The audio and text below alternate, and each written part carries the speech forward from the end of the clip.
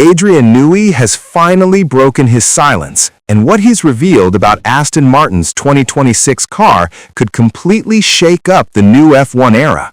The AMR26 isn't just another regulation reset car, it's a radical rethink of how Formula One cars might generate performance under the brand new 2026 rules. But here's the real question. Has Newey created another masterpiece, or has Aston Martin taken the biggest gamble on the grid? Before we break down the design, make sure you subscribe to F1 Grid, because 2026 isn't just another season, it's the biggest regulation shift in over a decade, and we're covering every technical detail, every development war, and every power unit battle as it unfolds. Let's start with what everyone noticed immediately, the side pods, or rather, the lack of them. The AMR26 features an ultra-tight packaging philosophy that many are already comparing to Mercedes' failed zero-pod concept from 2022. But this isn't a copy. Under the 2026 regulations, the floor and diffuser are even more critical, especially with the revised ground effect parameters and reduced aerodynamic load overall. By aggressively shrinking the side pods, Newey is attempting to maximize airflow volume toward the floor's edge and rear diffuser expansion zone.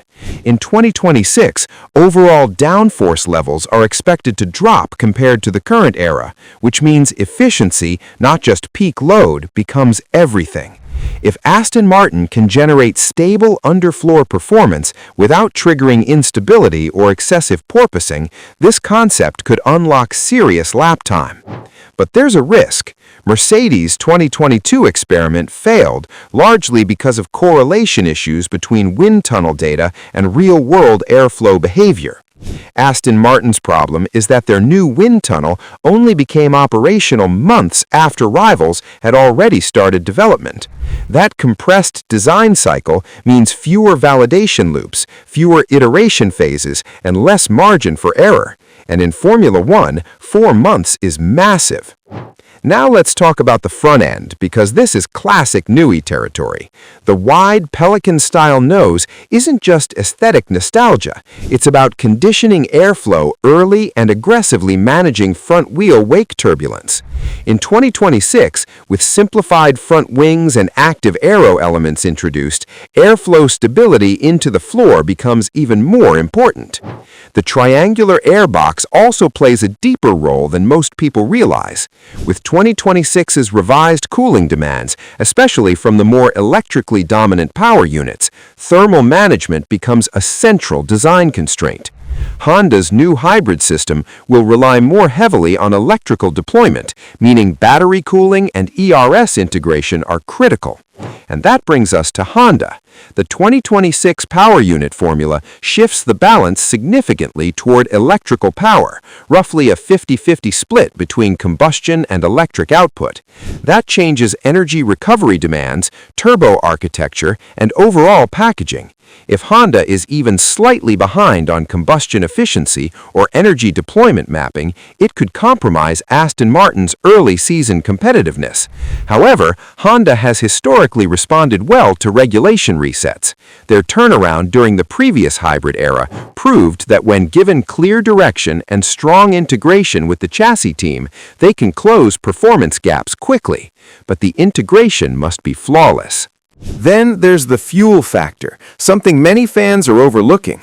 The 2026 regulations mandate 100% sustainable fuel, and Aston Martin's partnership with Aramco could become strategically important. Fuel composition directly impacts combustion efficiency, knock resistance, and thermal characteristics. If Aramco has optimized energy density and burn stability earlier than competitors, Aston Martin could gain subtle but valuable performance margins. That said, early testing numbers don't tell us much. Barcelona shakedown sessions are typically focused on systems checks, constant speed runs, and correlation data.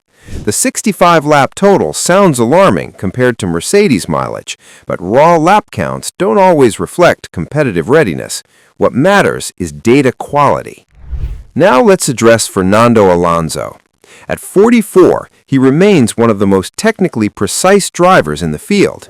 His feedback quality is elite, And for a radical car concept, that's invaluable. Early season performance might not reflect the car's true potential, especially if Aston Martin prioritizes development headroom over immediate pace. Newey has already suggested that the Melbourne spec car will differ significantly from the Barcelona version, signaling a high development philosophy rather than a finished product on day one. But here's the bigger picture. Aston Martin isn't building this car just to compete in 2026. They're building infrastructure, processes, and a long-term technical culture around Newey's philosophy. The new factory, the wind tunnel, the Honda partnership, this is a multi-year project. Sometimes bold regulation resets reward bold thinking.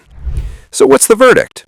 The AMR26 is either a genius-level efficiency machine waiting to be unleashed, or a concept that arrived 4 months too late to be fully refined. The engine remains unknown, the aero concept is aggressive, and the development window has been compressed. But if there's one engineer you never bet against in a regulation reset, it's Adrian Newey. Now, we want to hear from you. Is this the car that finally turns Aston Martin into championship contenders, or is this another high-risk experiment in a brutal development race? Drop your predictions in the comments below.